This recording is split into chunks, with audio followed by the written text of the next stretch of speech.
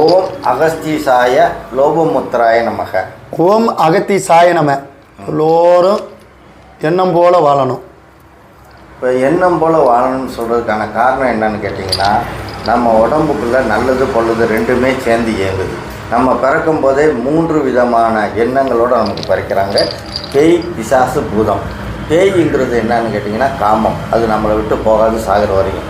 பிசாசுங்கிறதுனா பேராசை, அது பிசாசு. அந்த பிசாசு வந்து குறிப்பிட்ட நாளுகளில் நம்மளை விட்டு விளைக்கிறோம். பூதம்ங்கிறது என்னன்னு கேட்டிங்கன்னா சூது, அதாவது சீட்டு விளையாடுறதுன்னு நினைக்கிறது, சூது விளையாடுறது, போதையை அனுபவிக்கிறது, அந்த மாதிரி சூது. இந்த 3ல் வந்து நம்ம போதையை வந்து குறைக்க முடியும். ஏன்னா உடம்பு முடியாமல் போச்சுன்னா அதை தொடாமல் விட்டுருவாங்க. ஆனால் ஆயுசு பூரா இருக்கிறது பேராசை தான் இருக்கும். அந்த பேராசை தான் மனிதனுடைய அழிவுக்கு முக்கியமான காரணம். கர்மம். அந்த கர்மாங்கிறது தான் மாரிமுத்தையா விவரமாக கர்மம். இப்போ மனிதனுக்கு 3 ஆசை இருக்குது. பொன்னாசை, பேராசை, பொருளாசை. பெண்ணாசைன்னு சொல்கிறது உங்களுக்கு தெரியும், காமத்துக்காக உள்ளது.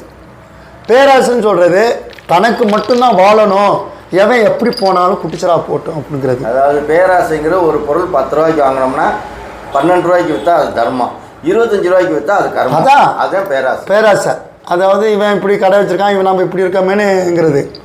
இந்த பொருளாசைன்னு சொல்கிறது இந்த பொருளுக்காக இறக்கமே இல்லாமல் நம்ம வாழ்கிறோம். எந்த எல்லைக்கும் போயிடுவாங்க தவறு பண்ணுறதுக்கு எந்த எல்லைக்கும். அதே போல் மண்ணாசைன்னு இருக்குது, விட்டு கொடுக்குற மனசு இல்லாமல் மண் ஆசைக்காக ஆசைப்படுறாங்க. எந்த மண்ணும் கொண்டு போகிறதில்ல, எந்த பொருளும் கொண்டு போகிறது. அதனால் இருந்தாலும் தேவையில்லாததுக்கு தேவைன்னு தெரிகிறது தான் மனிதர்களுடைய எண்ணங்கள் ஆகிப்போச்சு. நம்ம எதை தேடி வந்தோமோ அதை இழந்துட்டு எது தேவையில்லையோ அதை நம்ம சம்பாதிச்சுக்கிட்டு இருக்கோம். இதுதான் நம்மளுடைய பிறவி கர்மா. அந்த கர்மத்தை தொலைத்தி விட்டினால் அதுக்கு வழி என்னன்னா, நீங்கள் தர்மம் பண்ணணும். 1 ரூபாயை நம்ம உழைச்சாலும் அதில் ஒரு 5 ரூபாயை தர்மம் பண்ணால் கர்மம் குறையும். இதுதான் உண்மை. தர்மம் வேற, கர்மம் வேற. தர்மத்திலேருந்து கர்மம் விளையும், கர்மத்திலேருந்து தர்மம் விளையும். அதாவது நம்ம 10 ரூபா பொருள் 50 ரூபாய்க்கு விற்றுட்டு 20 ரூபா தர்மம் பண்ணால் அது தர்மம் ஆகாது. இது வந்து ஒரு ஏமாற்று.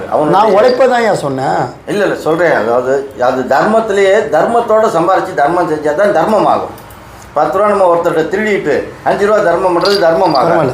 அதனால் நீங்கள் செய்கிற விஷயத்த நல்லதையும் செய்யுங்க, கெட்டது வந்து வெளியே தெரியாமல் செய்யுங்க. ஆமாம், இதுதான் உண்மை. இதை பார்க்குறவங்க இந்த வீடியோவை நீங்களும் அதை தெரிஞ்சுக்கங்க. இதுதான் உண்மை. தவறுகள் நடக்கத்தான் செய்யும். அந்த தவறுகளை வந்து உணர்ந்து தெரிஞ்சு புரிஞ்சு அதுலேருந்து விலக பாருங்கள்.